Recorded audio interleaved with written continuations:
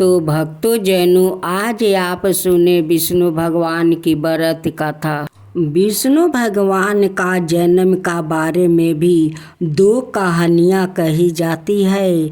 दरअसल शिव पुराण और विष्णु पुराण दोनों में ही अलग अलग कहानियाँ बताई गई है। शिव पुराण के हिसाब से शिव जी जब अपने घुटनों में अमृत मल रहे थे तो भगवान विष्णु ने जन्म लिया था, जबकि कुछ पौराणिक खिस्सों में कहा गया है कि शिव से पुराण नहीं बल्कि विष्णु से शिव जन्म थे। इसके हिसाब से विष्णु की नाभि से ब्रह्मा और माथे से भगवान शिव का जन्म हुआ था। अब कथा सुनते हैं। एक बार विष्णु जी से नाराज होकर पत्नी लक्ष्मी धरती पर आ गई थी। कुछ समय बाद विष्णु जी भी धरती पर पहुंच गए, क्योंकि लक्ष्मी जी गोदावरी नदी के किनारे आश्रम में रहती थी। इसलिए विष्णु जी भी शेषाद्री नदी के पास एक पहाड़ी पर रहने लगे।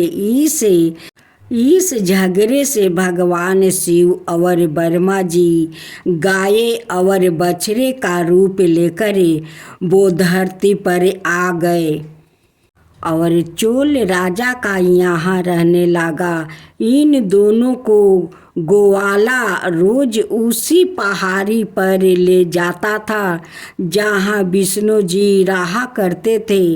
ब्रह्मा जी गाय के रूप में अक्सर सारा दूध विष्णु जी को पिला देते थे, लेकिन गोवाला दूध के खत्म हो जाने की वजह से परेशान था।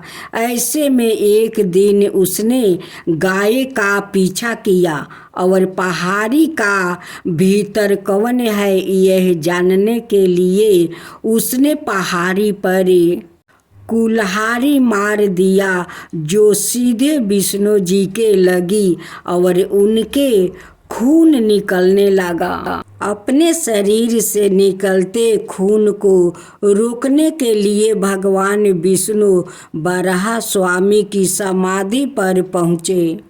इस वक्त वराह स्वामी ने यह कहकर मदद करने की बात कही कि विष्णु से पहले वराह स्वामी की उपासना की जाएगी। वराह स्वामी सूअर का रूप में विष्णु का तीसरा अवतार है। क्या आप बद्रीनाथ की कहानी जानते हैं? वो जगह है जहाँ शिव और पार्वती रहते थे। यह उनका घर था।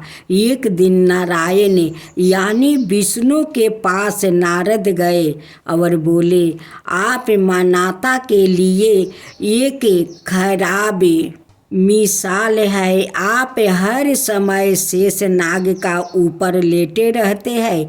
आपकी पत्नी लक्ष्मी हमेशा आपकी सेवा में लगी रहती है और आपको लाड करती रहती है। इस ग्रह के अन्य प्राणियों के लिए आप अच्छी विशाल नहीं बना पा रहे हैं। आपको दृष्टि के सभी जीवन के लिए कुछ अर्थपूर्ण कार्य करना चाहिए। इस आलोचना से बचने के लिए और साथ ही अपने उत्थान के लिए भगवान को भी ऐसा करना पड़ता है। विष्णु तप और साधना करने के लिए सही स्थान की तलाश में नीचे हिमालय तक आया। वहाँ उन्हें मिला बद्रीनाथ, एक अच्छा सा छोटा सा घर जहाँ सब कुछ वैसा ही था जैसा उन्होंने सोचा था। साधना के लिए सबसे आदर्श जगह लगी उन्होंने उस घर के अंदर गया। घूमते ही उन्हें पता चल गया कि यहाँ तो शिव का निवास है और वो तो बड़े खतरनाक बेअक्ल है। अगर उन्हें गुस्सा आ गया तो वो आपका ही नहीं खुद का भी गला काट सकता है। ऐसे में नारायण ने खुद को एक छोटे से बच्चे के रूप में बदल लिया और घर के सामने बैठ गया। उस वक्त शिव और पार्वती बाहर कहीं टहलने गए थे। जब वो घर वापस लौटे तो उन्होंने देखा कि एक छोटा सा बच्चा जोर जोर से रो रहा है। पार्वती को दया आ गई। उन्होंने बच्चों को उठाने की कोशिश की। शिव ने पार्वती को रोते हुए कहा, इस बच्चे को मत छूना। पार्वती ने कहा, कितने कूड़े हैं आप, कैसी ना समझी की बात कर रहे हैं। मैं तो इस बच्चों को उठाने जा रही हूँ, देखिए तो कैसे रो रहा है। शिव बोले, जो तुम देख रही हो उस पर भरोसा मत करो। मैं कह रहा हूँ ना, इस बच्चे को मत उठाओ। बच्चे के लिए पार्वती की स्त्री सुलभ मनोभावना ने उन्हें शिव की बातों को नहीं मानने दिया। उन्होंने कहा, आप कुछ भी कहे मुझे कोई फर्क नहीं पड़ता। मेरे अंदर की माँ बच्चे को इस तरह रोते नहीं देख सकती है। मैं तो इस बच्चों को जरूर उठाऊंगी। और यह कहकर उन्होंने बच्चों को उठाकर अपनी गोद में ले लिया। बच्चा पार्वती की गोद में आराम से था और शिव की तरफ बहुत ही खुश होकर देख रहा था। शिव इसका नतीजा जानते थे, लेकिन करे तो क्या करे, इसलिए उन्होंने कहा, ठीक है चलो देखते हैं क्या होता है।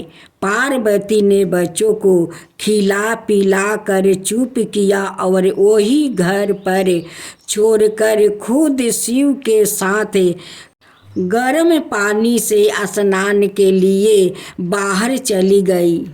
वहाँ पर गर्म पानी का कुंड है। उसी कुंड पर स्नान के लिए शिव पार्वती चले गए। लौट कर आए तो देखा कि घर के अंदर से बंद था। शिव तो जानते ही थे कि अब खेल शुरू हो गया है।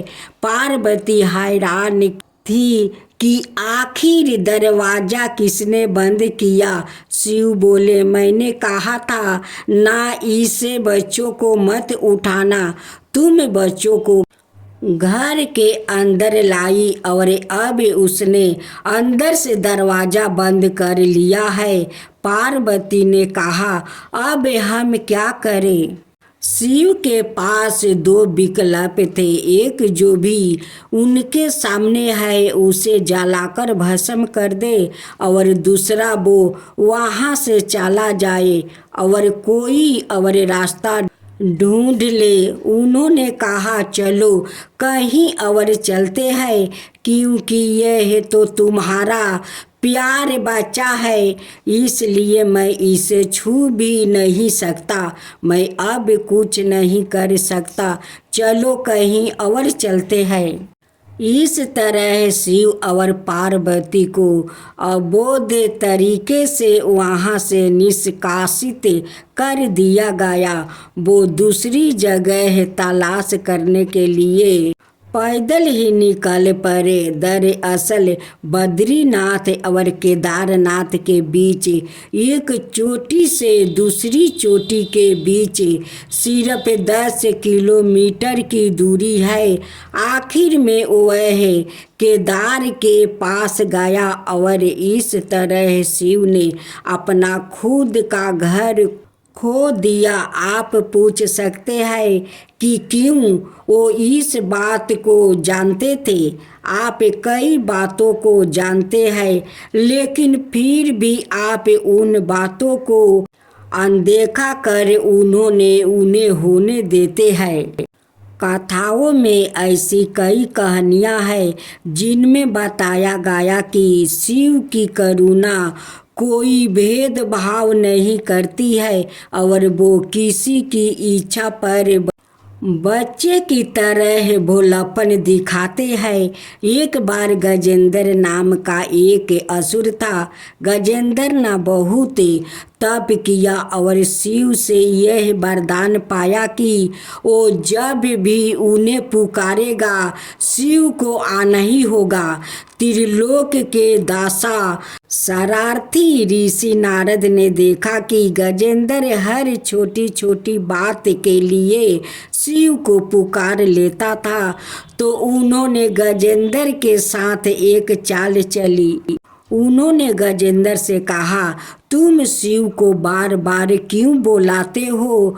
वो तुम्हारी हर पुकार पर आ जाते हैं।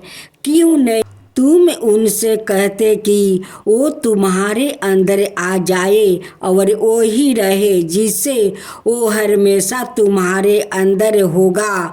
गजेंद्र को यह बात अच्छी लगी और फिर उसने शिव की पूजा की। जब शिव उसके सामने प्रकट हुए तो वो बोला, आपको मेरा अंदर रहना होगा, आप कहीं मत जाइए। शिव अपने भोलापन में एक लिंग के रूप में गजेंद्र में प्रवेश कर गया और वहाँ रहने लगा। फिर जैसे जैसे समय बीता पूरा ब्रह्मांड शिव की कमी महसूस कर रहा था। कोई नहीं जानता था कि वो कहाँ है। सभी देव और गण शिव को खोजने लगे। काफ़ी खोजने के बाद जब कोई यह पता नहीं लगा पाए कि वो कहाँ है, तो वो हल ढूंढने के लिए विष्णु के पास गया। विष्णु ने स्थिति देखी और कहा, वो गजेंद्र के अंदर है। फिर देवों ने उसने पूछा कि वो शिव को गजेंद्र के अंदर से कैसे निकाल सकते हैं, क्योंकि गजेंद्र शिव को अपने अंदर रख कर अमर हो गया था। हमेशा की तरह विष्णु सही चाल लेकर आ गए। देवगणों शिव भक्तों का रूप धारण कर गजेंद्र के राज्य में आ गए और बहुत भक्ति के साथ शिव का स्तुति गान करने लगे। शिव का महान भक्त होने के कारण गजेंद्र ने इन लोगों को अपने दरबार में आकर गाने और नाचने का न्योता दिया। शिव भक्तों के भेष में देवों का यहाँ दल आया और बहुत भावनाओं के साथ बहुत भक्ति पूर्वक वो शिव के लिए भक्ति गीत गाने लगे और नाचने लगे। शिव जो गजेंद्र के अंदर बैठे हुए थे, अब खुद को रोक नहीं सकते थे, उन्हें जवाब देना ही था। तो वह गजेंद्र के टुकड़े टुकड़े करके उससे बाहर आ गया। एक बार विष्णु ने शिव से वादा किया कि वो शिव को 108 कमल अर्पित करेंगे। वो कमल का फूलों की तलाश में गए और पूरी दुनिया में खोजने के बाद भी उन्हें सिर्फ 107 कमल फूल मिले। एक कम था। उन्होंने आकर सब कुछ शिव के सामने रख दिया। शिव ने अपनी आंखें नहीं खोली, वो सिर्फ मुस्कुराए क्योंकि एक कमल कम था। फिर विष्णु ने कहा, मुझे कमल नयन कहा जाता है, जिसका अर्थ है कमल के फूलों की तरह आँखों वाला भगवान। मेरी आँखें किसी कमल की तरह सुंदर है, तो मैं अपनी एक आँखें अर्पित करता हूँ। और उन्होंने तुरंत अपनी दाहिनी आँखें निकाल कर लिंग पर रख दिया। इस तरह की भेंट से प्रसन्न होकर शिव ने विष्णु को प्रसिद्ध सुदर्शन चक्र दिया।